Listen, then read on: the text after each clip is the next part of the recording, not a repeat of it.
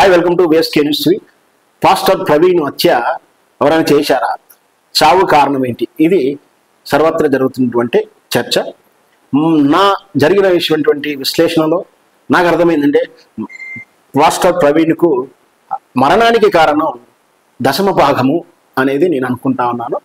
దశమ భాగమే పాస్టర్ ప్రవీణ్ చనిపోవడానికి కారణమైందా అని అనిపిస్తుంది. ఎందుకంటే దశమ భాగం అంటే ఏంటో స్పష్టంగా చెప్పే ప్రయత్నం చేస్తాను.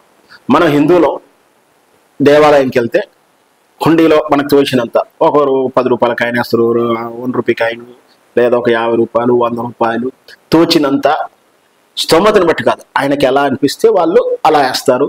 లేదంటే అయ్యగారికి హారతులు వేస్తారు, లేదంటే అయ్యగారికి ఇచ్చేటువంటి చేతులు పెట్టి దండం పెట్టుకుంటాం. ఇంకా కాదంటే ఏదైనా కార్యక్రమం జరుగుతుంటే ఆ దేవాలయానికి ఏదైనా శ్రీరామనవమి ఉత్సవాలు ఏదైనా జరుగుతుంటే మనకు తోచిన అమౌంట్ రాస్తాం, లేదా వస్తువు కొనిస్తాము. ఏదైనా దేవాలయ నిర్మాణానికి అయినా సరే అట్లాగే చేస్తాం. కానీ క్రిస్టియానిటీలో అట్లా లేదు. క్రిస్టియానిటీలో ఏం చెప్తుంది అంటే, నువ్వు క్రిస్టియన్ అయితే నువ్వు సంపాదిస్తే ఎంత సంపాదించినా దాంట్లో 10వ వంతు దశమ భాగము ప్రభువుకి ఇవ్వాలి. అంటే ప్రభు అంటే చర్చికి ఇవ్వాలి అనేది రూల్. చర్చి అంటే చర్చిలో హుండీ లాంటిది ఏముండవు. చర్చి అంటే పాస్టర్కి ఇవ్వడం అనేది ఎక్కువగా ఉంటుంది. అంటే నువ్వు 100 రూపాయలు సంపాదించావా, రోజు 10 రూపాయలు ఇవ్వు. 1 కోటి రూపాయలు సంపాదించావా, 10 లక్షలు ఇవ్వు. 50,000 జీతమా, ఒక 500 ఇవ్వు. ఇట్లా అనేది వాళ్ళకి దశమ భాగాన్ని ఇవ్వాలి. ఇదే ఇప్పుడు ఈ పాస్టర్ల మధ్య ప్రచ్ఛన్న యుద్ధం కానీ, చర్చిల మధ్య యుద్ధం కానీ మనం చూసాం. హైదరాబాద్లో కూడా చర్చిలో చాలా గొడవలు జరుగుతూ ఉన్నాయి. ఎందుకంటే అట్లా వచ్చిన డబ్బులు కోట్లాది రూపాయలు ఉన్నాయి. ఆ కోట్లాది రూపాయల మీద ఒకరి కన్ను పడడం, వీళ్ళని డామినేట్ చేయడం, ఈ గొడవలు జరుగుతూ ఉంటాయి. అట్లా ఎవరైతే పాస్టర్గా ప్రవచనకర్తగా ప్రవచనాలు చెప్తూ, అది సువార్త అంటాం, క్రిస్టియానిటీ మన హిందువులలో ప్రవచనాలు అంటాం, ఆధ్యాత్మిక బోధనలు అంటాం. అదే క్రిస్టియానిటీలో సువార్త లేదా వాక్యం చెప్పడము, సువార్త చెప్పడము అనేది అంటారు వాళ్ళు. సో సువార్త చెప్పే వాక్చాతుర్యం ఉన్న వాళ్ళు కానీ, ఫాదర్ల ఆ చర్చిలో దాన్ని ఏమంటారు, పౌరోహిత్యమో ఏదో ఒకటి అది చేస్తున్న వాళ్ళకు వీళ్ళు ఎవరైతే ఆ చర్చికి వెళ్తుంటారో, లేదా ఇట్లా సువార్త చెప్పే వాళ్ళకు ఎవరికి తోచిన వాళ్ళు ఇస్తారు. మన హిందువులో కూడా అంతే కదా. ఆధ్యాత్మిక చేసే బోధనలు చేసే గురువుజీలు, స్వామీజీలు, మఠాలకు మనం ఇస్తూ ఉంటాం, మనం తోచినంత ఇస్తాం. అలాగే ఇక్కడ కూడా జరుగుతుంది. అయితే ఇక్కడే వచ్చిన సమస్య అంతా, ఆ విధంగా 4 మాటలు మాట్లాడగలిగి వాక్చాతుర్యం ఉండి, బైబిల్ మీద గ్రిప్ ఉండి, ఆకర్షణీయంగా మాట్లాడే వాళ్ళకి ఎక్కువ మందిని ఆకర్షిస్తారు.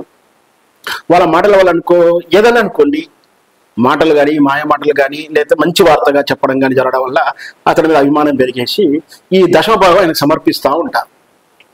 చూస్తుండగానే బాగా పాపులర్ అయ్యేసరికి నెలకు లక్షల రూపాయలు వచ్చేస్తూ ఉంటాయి.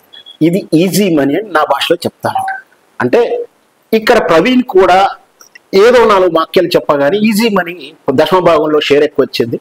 ఈజీ మనీ రాగానే మనిషికి దురలవాట్లు అవుతాయి. ఇక్కడ ప్రవీణ్ పాస్టర్ ఉద్దేశం కాదు నేను చెప్పేది, స్పష్టంగా చెప్తా ఉన్నాను. ఈజీ మనీ అనేది ఒకటి రాగానే మనిషికి దురలవాట్లు అవుతాయి. ఫస్ట్ ఈజీ మనీ రాగానే జూదము, వ్యభిచారము, గ్యామ్లింగ్ గేమ్స్, మద్యపానాలు, వ్యభిచారాలు, ఇట్లాంటివన్నీ ఈజీగా అలవాట్లు అవుతూ ఉంటాయి. సో డబ్బు ఈజీగా వచ్చినప్పుడు ఎలా ఖర్చు పెట్టాలో తెలియదు, విలాసంగా ఖర్చు పెట్టాలనుకుంటారు. అట్లాగే పాస్టర్కి కూడా తాగుడు వ్యసనమైందో అని నా అంచనా. ఎందుకంటే ఈ ప్రయాణంలో 3 ప్రాంతాలలో ఒక 3 బాటిల్స్ కొన్నాడు అంటే మరి అంత తాగుడుకి ఎంత ఎడక్ట్ అయి ఉండొచ్చు అనేది నా ఉద్దేశం. ఒకటే ప్రయాణిస్తారు, ఇద్దరు కూడా కాదు. ఎక్కడ కూడా మార్గ మధ్యలో ఇంకా 4 కలిసి 4తో షేర్ చేసుకుందుకు లేదు.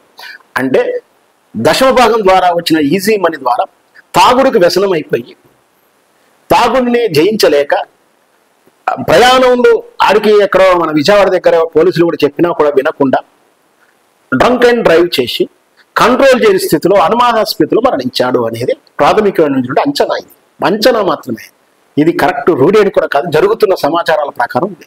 అంటే దశమ భాగము ఎంత పని చేసిందో మనం చూడొచ్చు. ఈజీ మనీ ఎప్పుడైనా సరే ఇట్లా దురలవాట్ల చేస్తుంది. కష్టపడి వచ్చినప్పుడు కష్టార్జితం మనకు దక్కుతుంది. ఈజీ మనీకి వచ్చినప్పుడు దురలవాట్లకు దూరంగా ఉండాలని నా సూచన.